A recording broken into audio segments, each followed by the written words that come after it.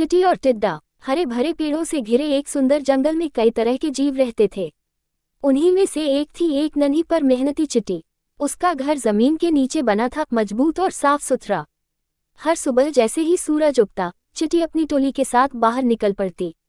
उसका काम था खाने के दाने ढूंढना, उन्हें अपने छोटे छोटे रास्तों से ले जाकर घर में सुरक्षित रखना। उसी जंगल में एक टिड्डा भी रहता था। उसका स्वभाव बिल्कुल अलग था।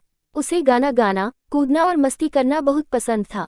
गर्मियों की सुबह जब चींटी और उसकी साथी खाने की खोज में व्यस्त होती, टिड्डा पेड़ की पत्तियों पर बैठकर बांसुरी बजाता या ऊंची आवाज में गाता। एक दिन जब सूरज खूब तेज चमक रहा था, टिड्डा हरे घास के मैदान में गा रहा था। उसने चींटी को देखा, जो गेहूं के दाने को अपने से 4 गुना बड़ा खींच रही थी।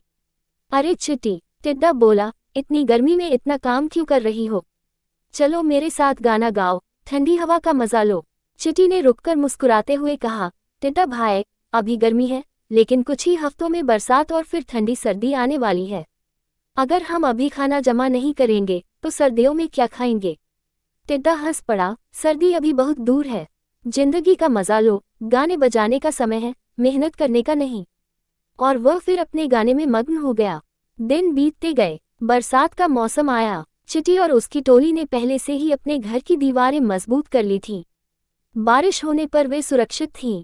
टिड्डा बारिश में भी पेड़ से पेड़ कूदकर खेलता और गाता रहा। उसने कभी यह नहीं सोचा कि बारिश के बाद ठंडी हवाएं आएंगी और खाने के पौधे सूख जाएंगे। फिर आई कड़कड़ाती सर्दी। जंगल पर बर्फ की मोटी परत जम गई। पेड़ों की पत्तियां सूख गईं। न घास बची, न कीड़े। हवा इतनी ठंडी थी कि बाहर निकलना मुश्किल हो गया। चींटी अपने घर में थी, जहां ढेर सारा अनाज, दालें और बीज रखे थे। उसकी टोली गर्म और आरामदायक माहौल में स्वाद से भोजन कर रही थी। टिड्डा का हाल बहुत बुरा था। ठंडी हवा में उसका शरीर कांप रहा था। वह भूखा और कमजोर हो गया। कई दिन उसने इधर उधर खाना ढूंढा, पर कुछ नहीं मिला। आखिरकार वह चींटी के घर पहुंचा। दरवाजे पर दस्तक देते हुए उसने कांपती आवाज में कहा, प्रिय चींटी, मैं भूखा हूँ, बहुत ठंड लग रही है। कृपया मुझे थोड़ी गर्म जगह और खाने के लिए कुछ दाना दे दो। चींटी ने दरवाजा खोला। उसने टिड्डे को देखकर कहा, टिड्डा भाई, मैंने तुम्हें गर्मियों में समझाया था कि आने वाला समय कठिन होगा, पर तुमने मेरी बात नहीं मानी और सिर्फ गाने बजाने में वक्त बिताया। टिड्डा ने सिर झुका लिया। उसकी आंखों में शर्म और पछतावा था। हाँ, मैंने गलती की। मैं समझ नहीं पाया कि समय पर मेहनत क्यों जरूरी है।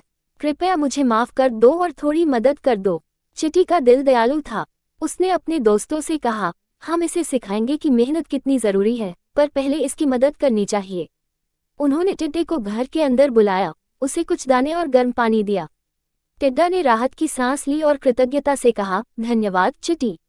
अगले मौसम में मैं भी मेहनत करूंगा और समय का सही उपयोग करूंगा। उस दिन से टिड्डा ने सीखा कि समय पर काम करना, भविष्य की तैयारी करना और मेहनत से कभी न भागना ही जीवन की असली समझ है। सीख, समय पर मेहनत का कोई विकल्प नहीं है।